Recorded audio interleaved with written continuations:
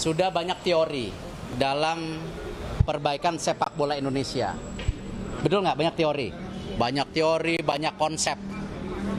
Sebenarnya yang harus kita lakukan adalah kita bernyali.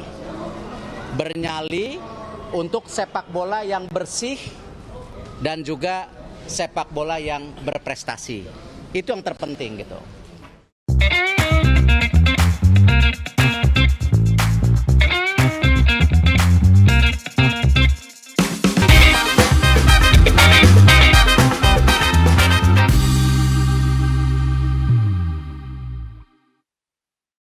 Saya juga heran, sepak bola di negara kita ini susah banget majunya sejak Indonesia merdeka.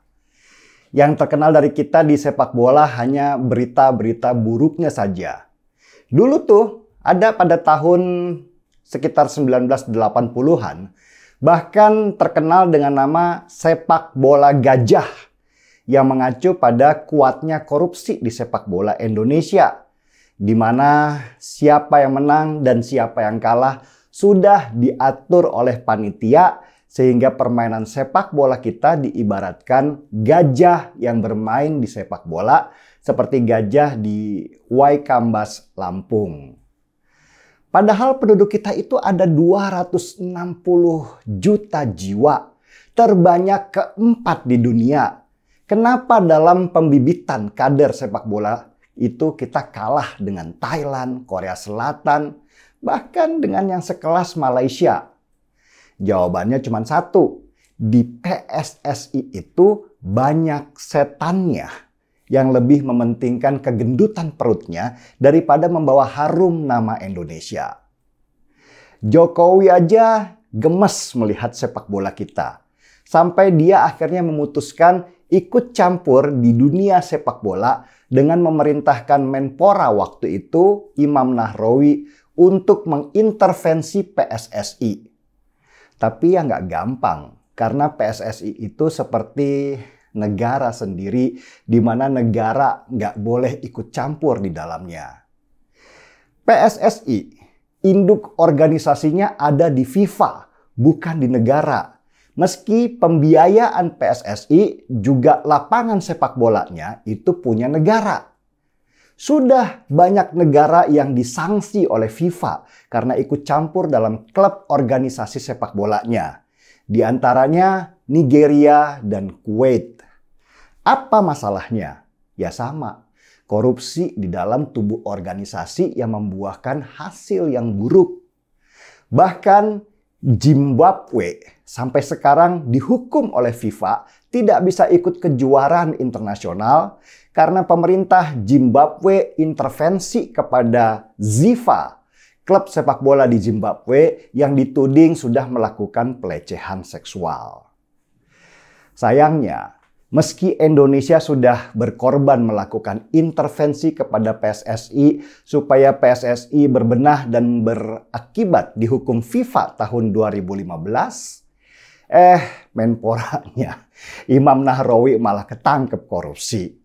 Maka semakin sulitlah pemerintah kita untuk melakukan intervensi di PSSI.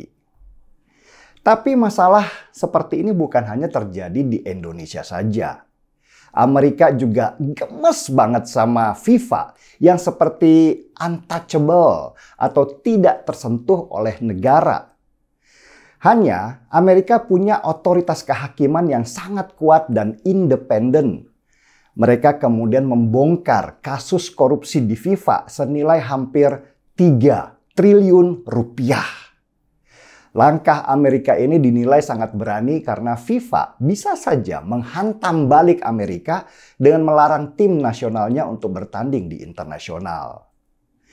Oke, kembali ke Indonesia. Bagaimana cara menjadikan PSSI kembali ke tracknya sebagai organisasi sepak bola resmi yang bisa membawa nama harum Republik ini? Ya mau nggak mau, maka harus dibenahi dari dalam. Dimulai dari pergantian ketua umum PSSI. Orang yang memimpin PSSI itu haruslah bersih, tidak silau matanya dengan uang yang bisa didapat dari suap ataupun korupsi.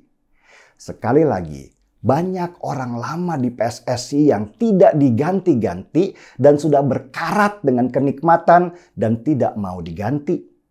Orang-orang ini harus dirombak habis, diganti dengan orang-orang baru yang punya visi dan misi atas nama sepak bola Indonesia, bukan untuk ketebalan dompetnya pribadi. Dari sekian nama yang beredar, saya menjagokan nama Erick Thohir sebagai calon ketua umum PSSI.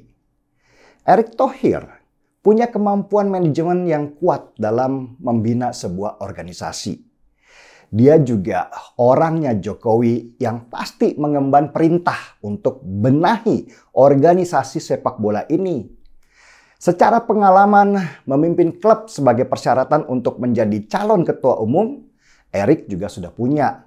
Dia pernah memimpin Persib selama 10 tahun sebagai wakil komisaris utama. Itu saja sudah cukup untuk memenuhi syarat mencalonkan diri jadi ketua umum PSSI. Belum lagi pengalaman internasionalnya sebagai orang Asia pertama yang memimpin klub besar Italia, yaitu Inter Milan. Pada waktu Erick Thohir membeli Inter Milan, valuasi klub sepak bola itu sedang merosot jatuh. Erick bahkan bisa membeli saham sampai 70% akibat hancurnya valuasi klub sepak bola itu. Di tangan Erick lah, 3 tahun kemudian valuasi Inter Milan naik 16%. Dan ketika sudah menguntungkan, Erick Thohir menjual sahamnya ke perusahaan Cina meski dia tetap menjadi presiden Inter Milan sampai tahun 2018. Itu adalah rekam jejak terbaik secara internasional buat Erick Thohir. Dia tahu sepak bola, dia tahu manajemen, dia ngerti bisnisnya sehingga nggak sibuk nyopet di dalam organisasinya sendiri. Ya pasti seorang Erick Thohir pun punya keinginan untuk untung jika dia mau memimpin PSSI.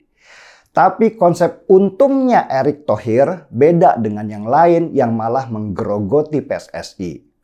Erick lebih butuh nama supaya dia bisa berkiprah di nasional daripada nyopet di PSSI. Apalagi ini mau pilpres. Erick butuh nama baik dengan mengelola PSSI kalau dia ingin dikenal oleh banyak orang.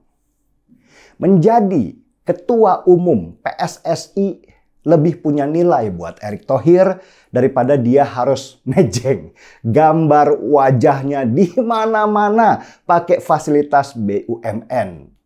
Karena orang sekarang jauh lebih cerdas daripada orang dulu dalam memilih calon pemimpin. Mau sebanyak apapun wajah muncul di papan iklan, itu nggak ngaruh dengan elektabilitas. Orang haus prestasi, jadi tawarkan itu sebagai cara untuk menarik simpati. Saya dukung sekali Erick Thohir untuk jadi ketua umum PSSI. Semoga dia menang dan kita lihat apakah Erick Thohir berani melawan copet-copet di PSSI atau malah dia ketarik untuk bikin mafia sendiri. Kita tunggu beritanya sambil seruput kopi.